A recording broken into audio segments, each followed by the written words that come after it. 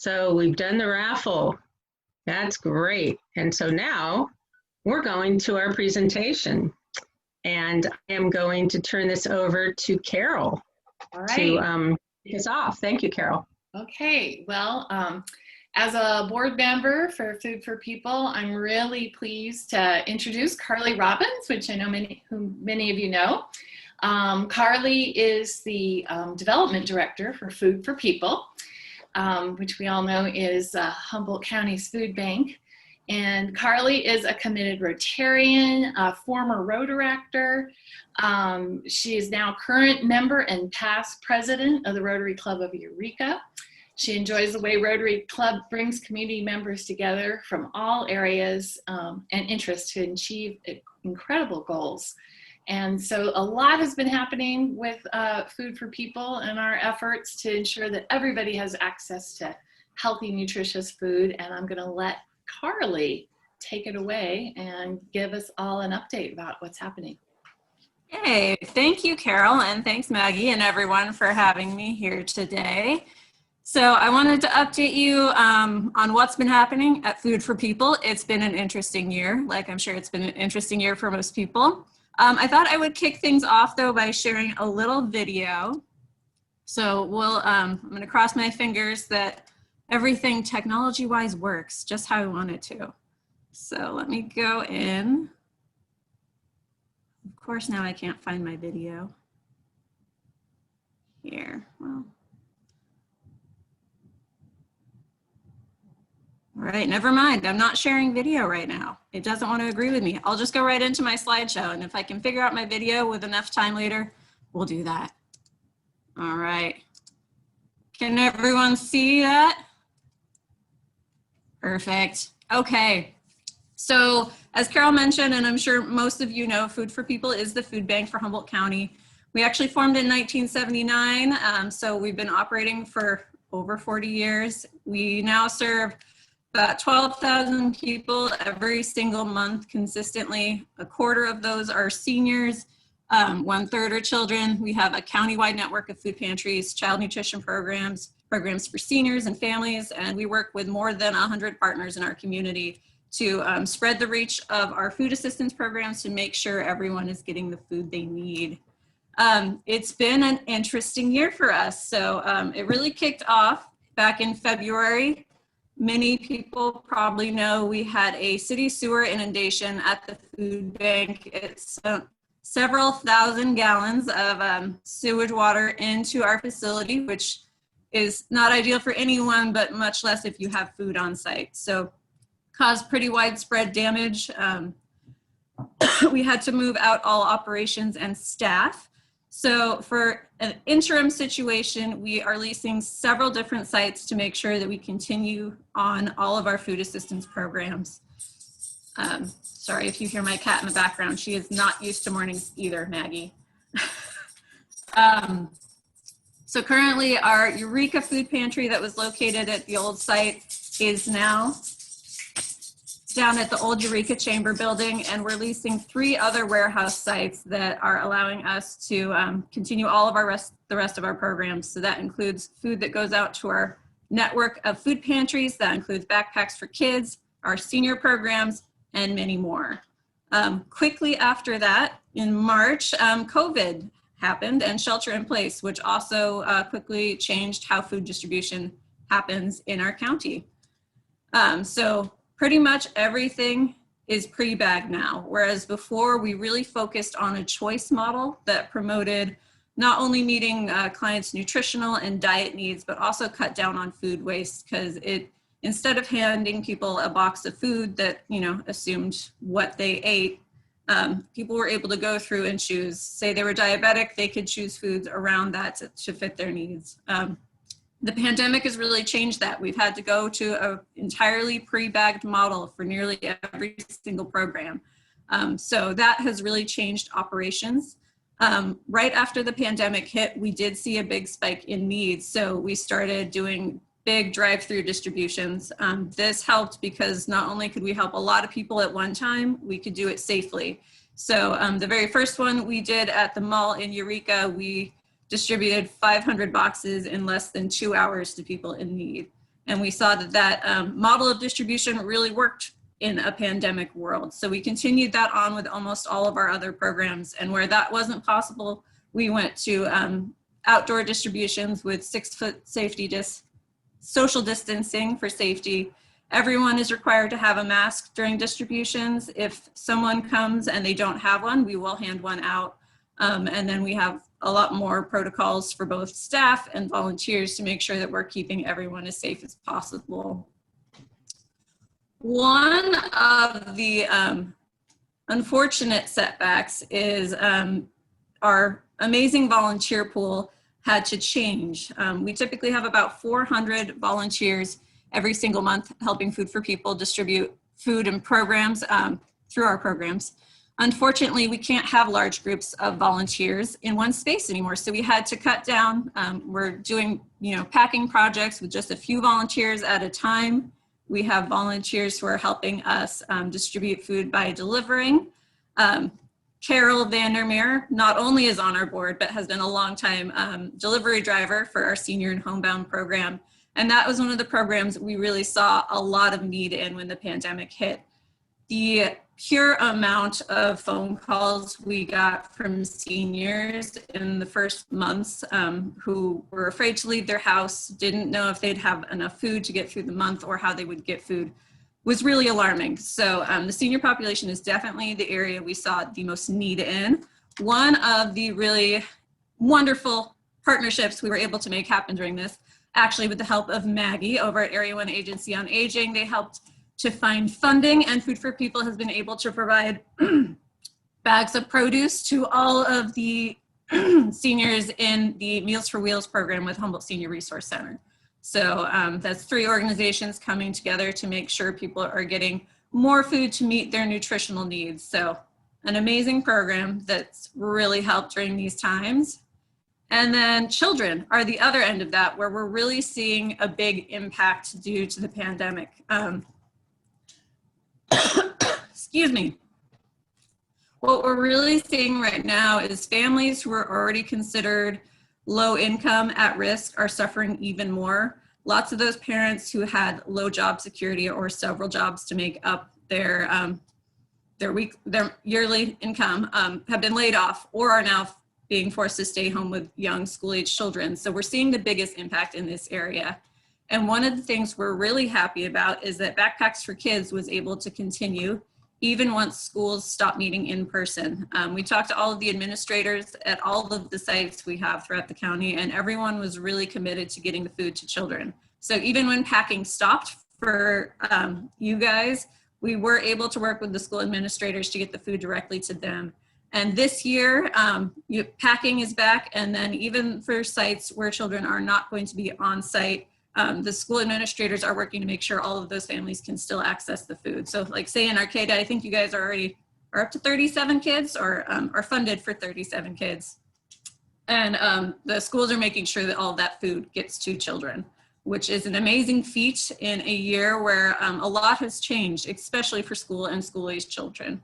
So I want to also say a big thank you to all of you for that ongoing support. It's an important program and definitely an important one in times like these.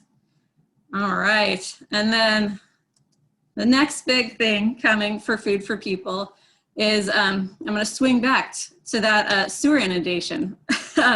So now that we have been through the beginnings of COVID, I'll say, and we have found a rhythm, we are really focusing on what it's going to take to recover from the sewer incident.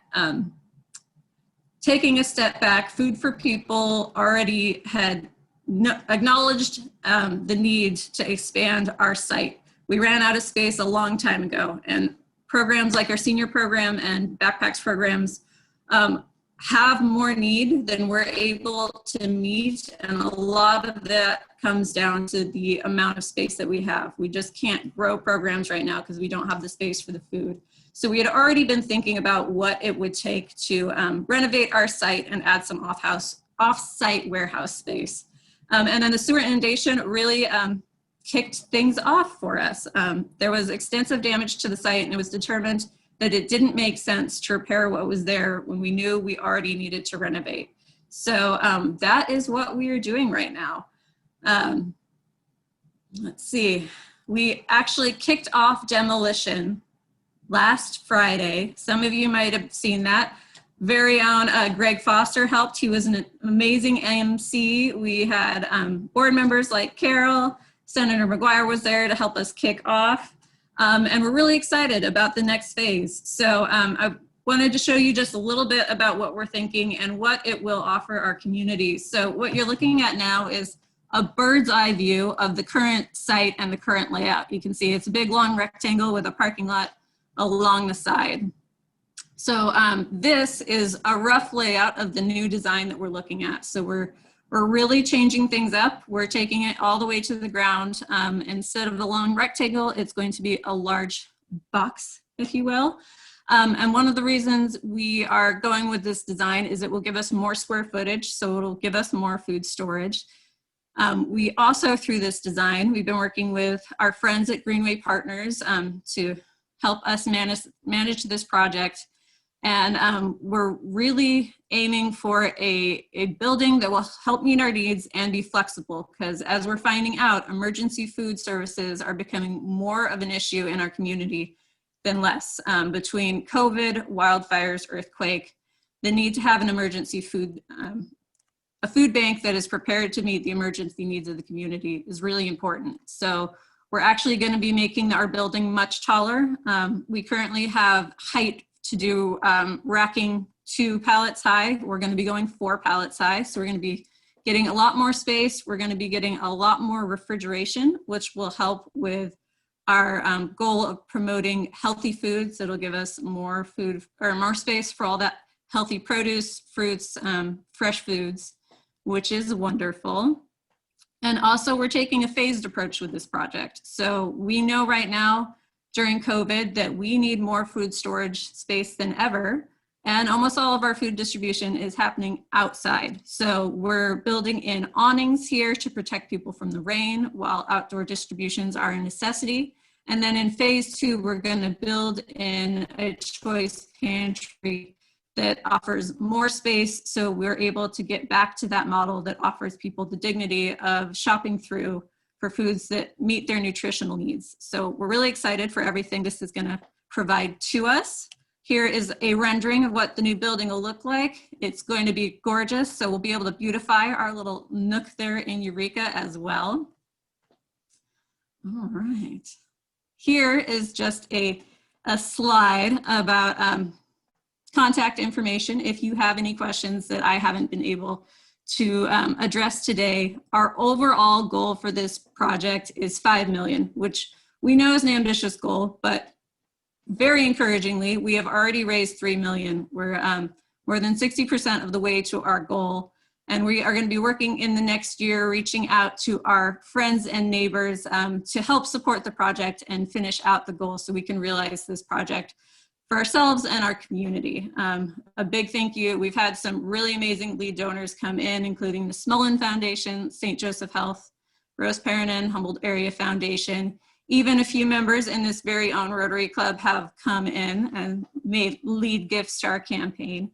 So we've already seen strong support from our community, which is really encouraging. And we're really excited for this next chapter for Food for People. So I kind of blew through that to leave some time for questions. I don't know if anyone has any questions for me off the top, or if you would like to see that pretty video about what Food for People does. Carly, why don't you see if you can pull it up, and then and I could cue some questions for you. Do people raise your hand if you have a question? Anybody out there?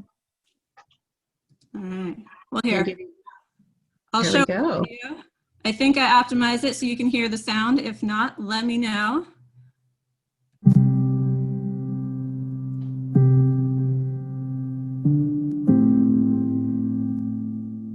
When you're like hungry, my stomach hurts. I just feel weak. It really affects your balance.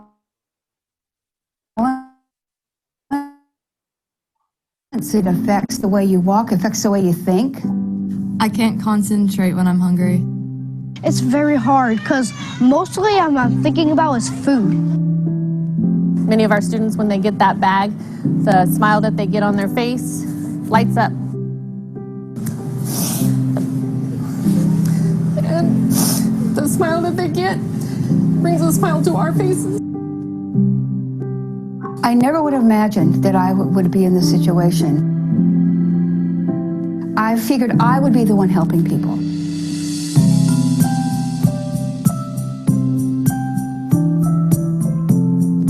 When I know it's the day the food bank is coming over, I'm very joyful because I need the food.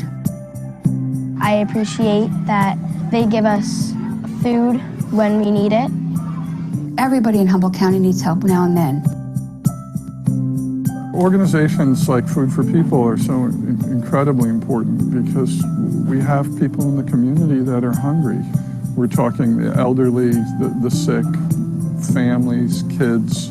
This is a fundamental human need to be able to eat.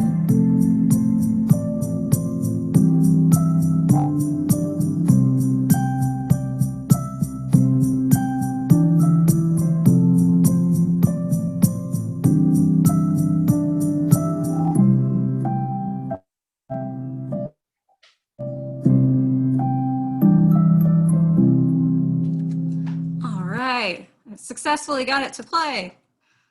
All right. Did that play for everyone? Wonderful. Okay, any questions?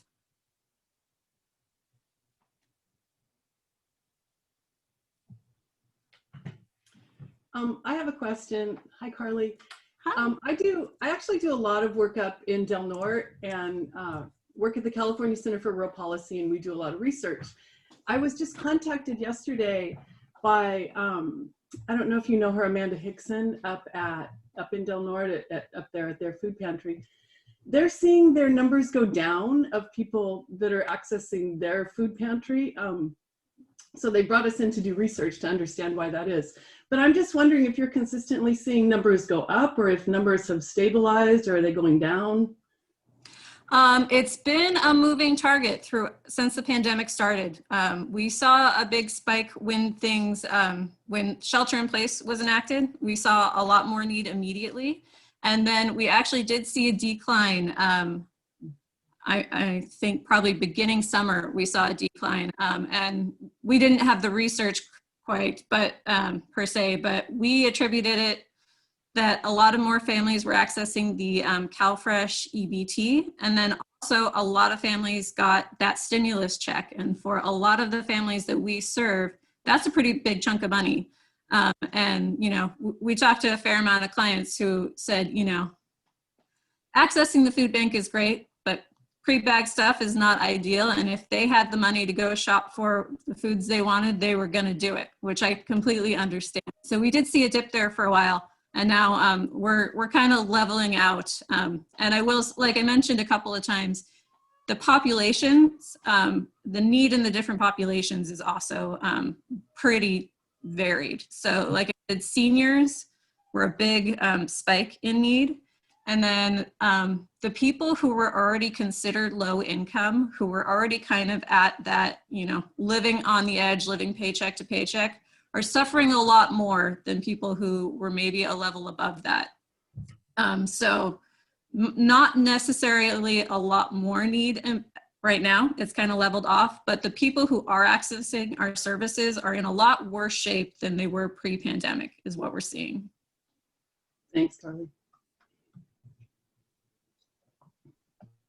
Carly, I just want to say that I'm very impressed with how Food for the People has resumed the program and kept everyone, you know, just kept it going and found locations even after that huge disaster. I mean, it's just amazing. And for us, our numbers have gone up. I mean, usually we start at about maybe lower 30s in the number of bags, and we're already up to 40 just starting. We're only in our second week.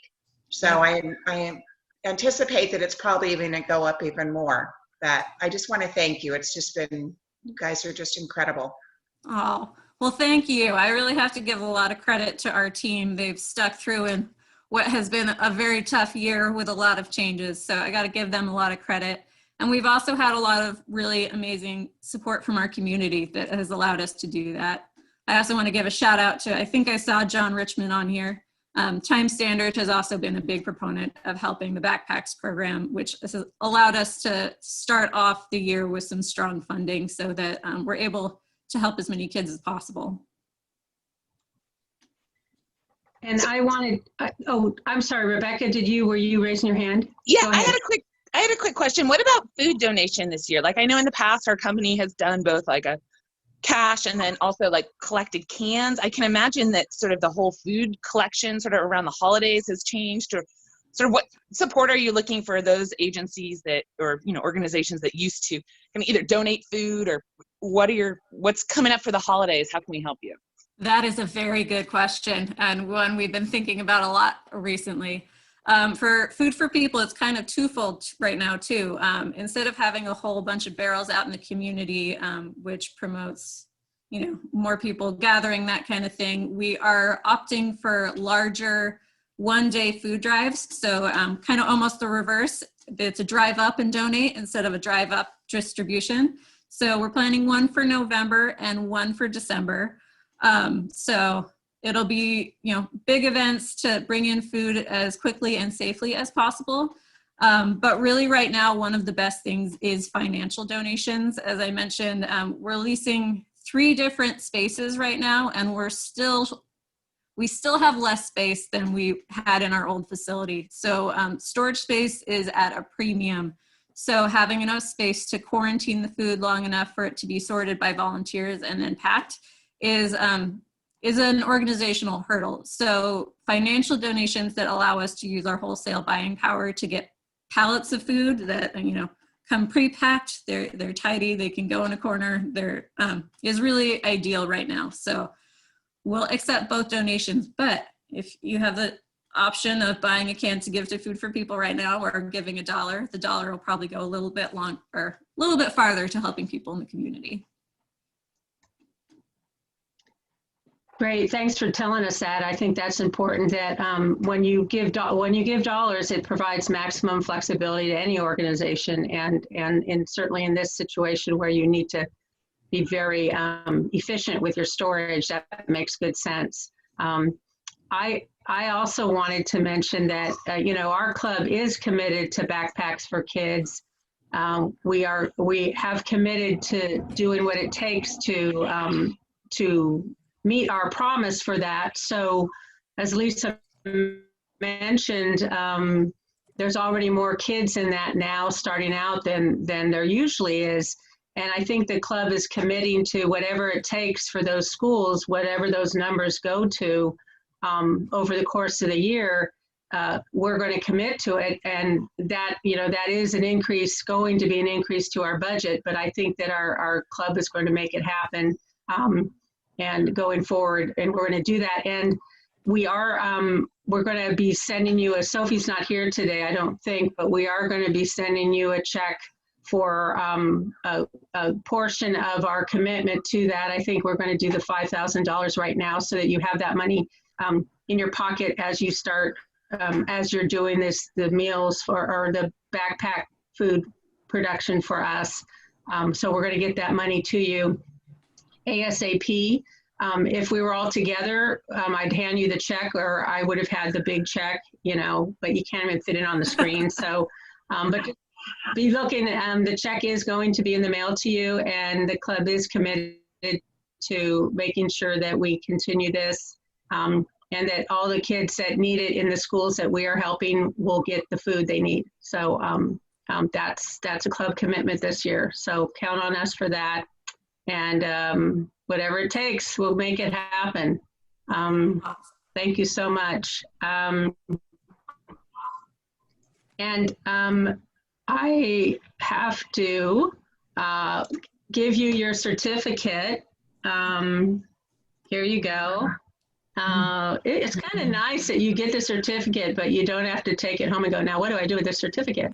We are going to, sorry, it's just the way it is, right? We are going to be donating in appreciation in your name to Tri-County Independent Living here locally that helps people with disabilities.